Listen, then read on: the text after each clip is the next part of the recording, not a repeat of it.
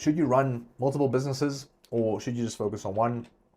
That's a question we get quite often. And I like to say that all advice is bad advice, because what I'm going to share might not be 100% contextual to you the way that it is to me, but feel free to adapt a broad point of view when it comes to this. We can start with some pros and cons, and maybe let's talk about the perks first. I think a lot of people will say you've got multiple revenue streams, which means you're diversifying your risk. If one venture goes face down, then there's a good opportunity that another one might be doing well, and that offsets the income for the group, essentially, and that's true.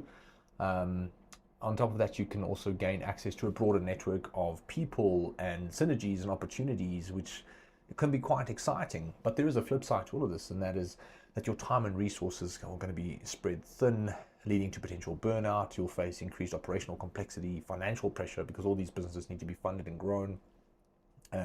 Managing talent across various companies can become a juggling act in itself, and there's always risk in, I suppose, brand dilution if your focus starts to falter.